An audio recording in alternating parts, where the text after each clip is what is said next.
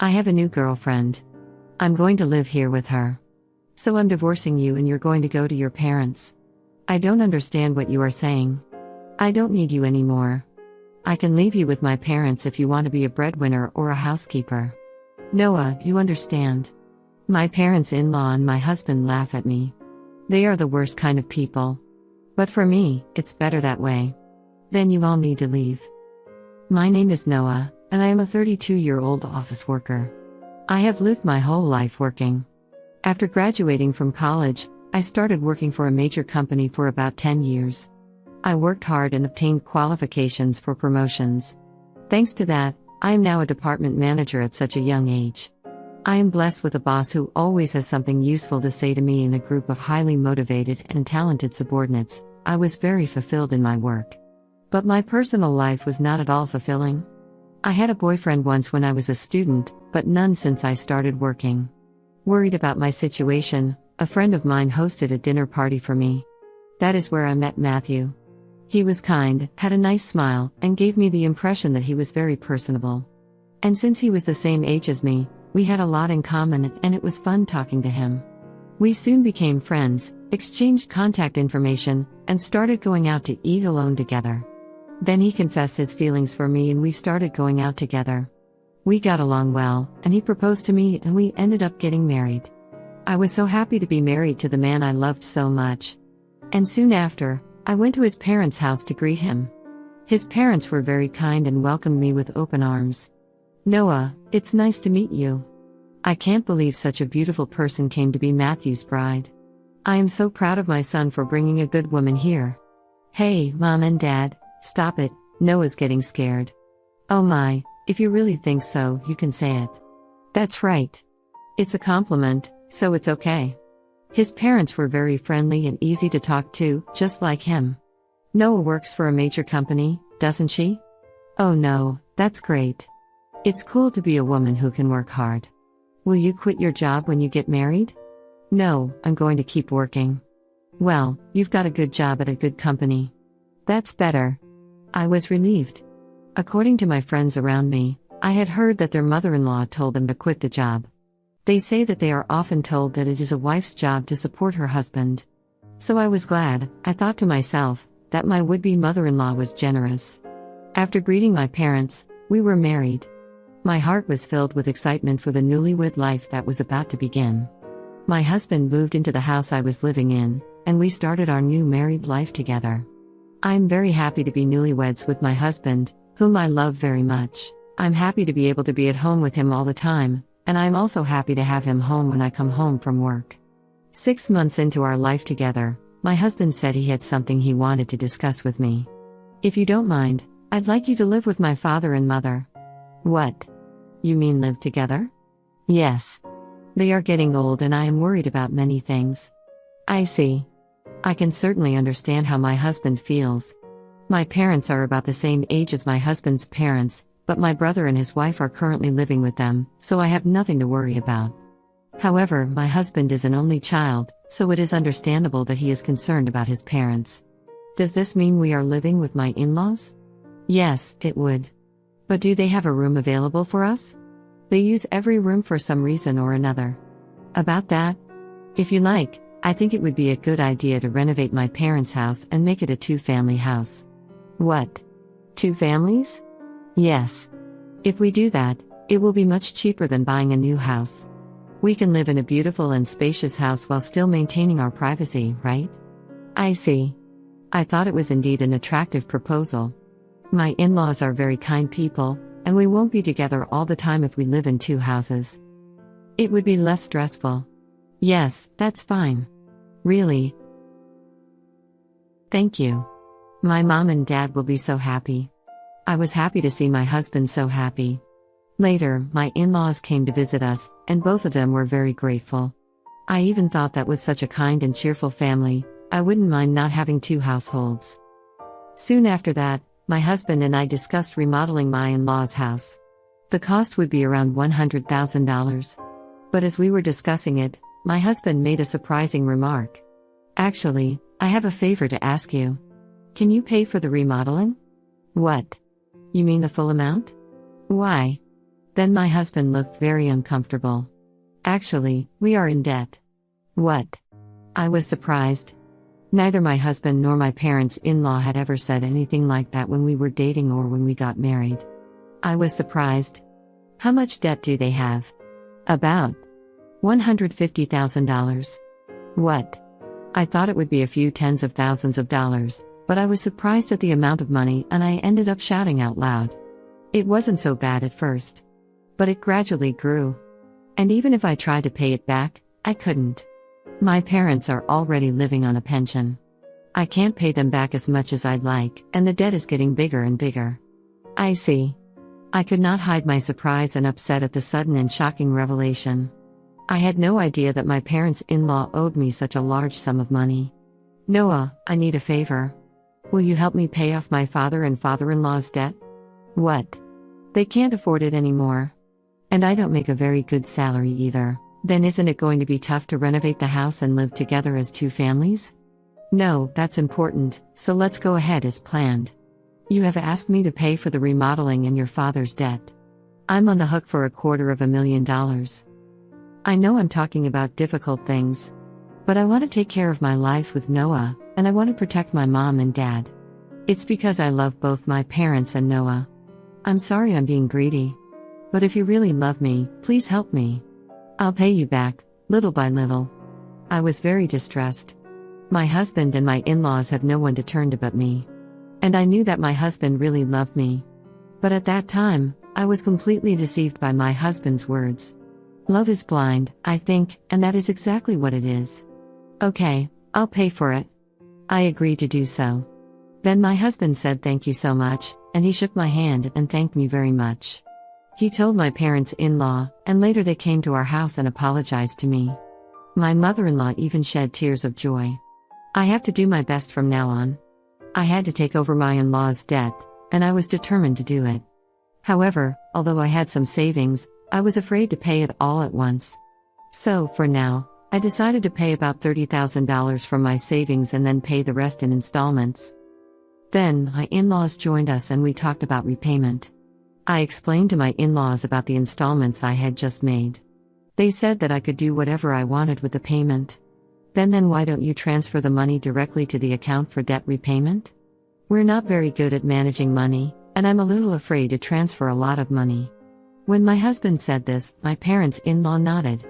Indeed, it would be time-consuming for me to transfer the money to my parents-in-law's account and then for them to transfer it to their repayment account, and since it was a large sum, I would not like it if the money was not transferred in the middle of the process.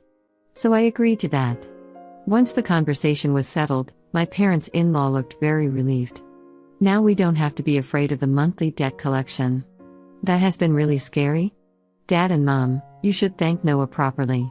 Well, I can't tell you how many times I thanked you. I can't thank you enough. Thank you so much. I'm so glad Noah came to be his wife. No. I was happy that my in-laws were happy.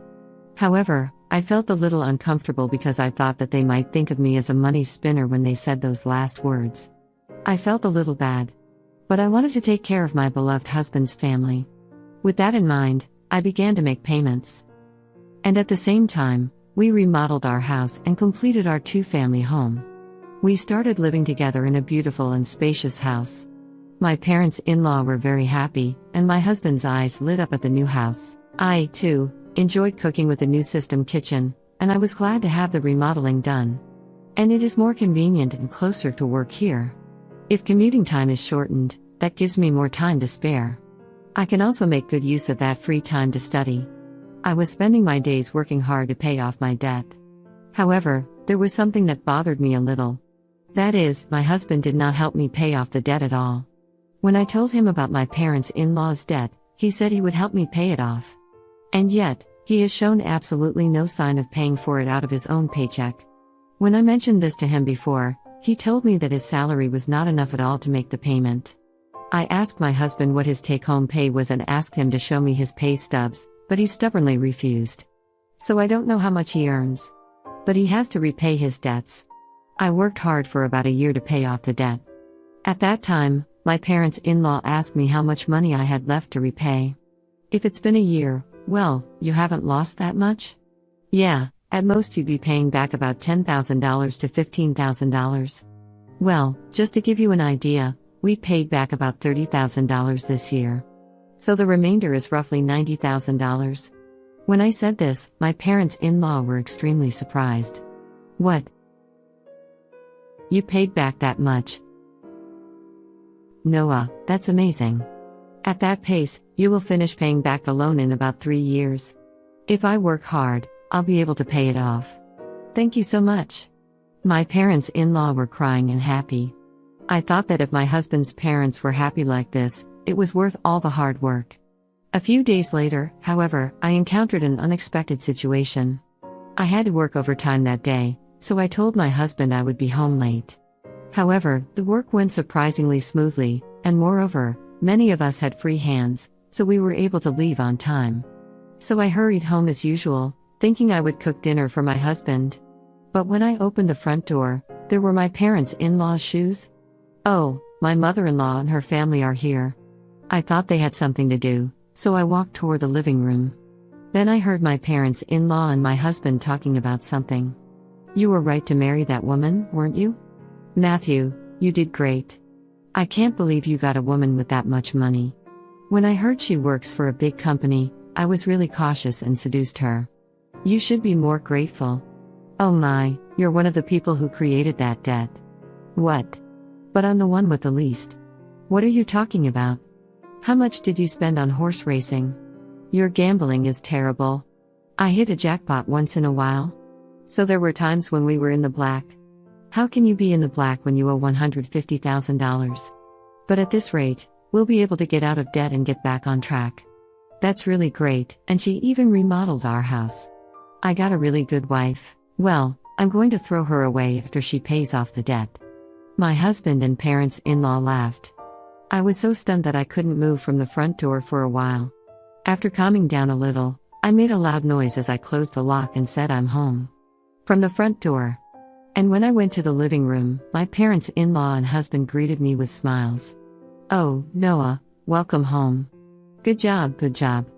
Well then, we're going back to our room. Let's have dinner together again. I was so afraid of this gentle smile of my parents-in-law because I had heard their earlier conversation. And likewise this man who was pretending to be a good husband with a smile on his face. I was shocked and wondered what I had been doing to try to pay them back. Didn't you say you had to work late today? Yeah, I've been working a lot more than I expected. So I decided to hurry up and cook dinner and came home on time. I didn't know that.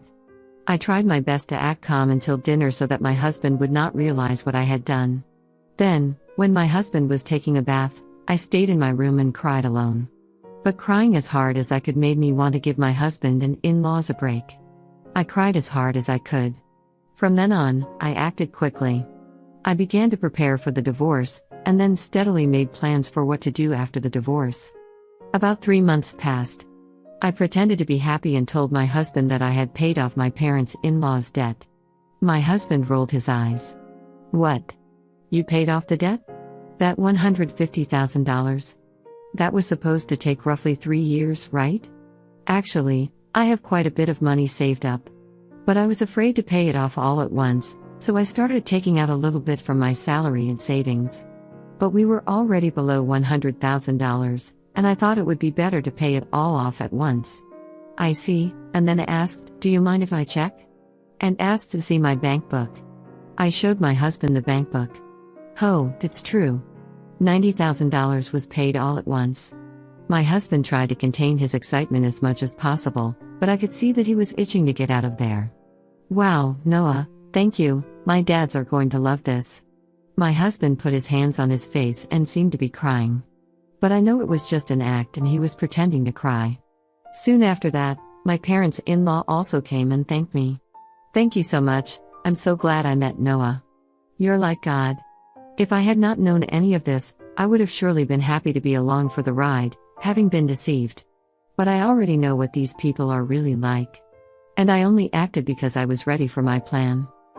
A few days later, my husband asked to speak with me. My husband looked very serious. What on earth? I'm sorry, Noah, but you have to leave me. What? What do you mean? I acted surprised on purpose. I have a new girlfriend. What? I'm going to live here with her, so I'm divorcing her and you're going to my parents' place. What? I was really taken aback by Matthew's unexpected statement. I knew from eavesdropping on our earlier conversation that my husband would leave me when he finished paying his debts. However, I did not expect him to openly declare his infidelity. And what did he mean by having me go to his in-laws after he left me? I don't really understand what you mean. When I said this, my husband's mood turned sour, saying, "You're not very understanding at all. I don't need you anymore. But as a breadwinner or a housekeeper, I can keep you here." Oh no. Then the front door opened and my in-laws came in. "Matthew, did you finally tell her?" "Yeah, I told her. I wish I could have been there for that moment." "Noah, that's how it is. You can come to our house if you do the chores for us. Of course we'll charge you rent, though."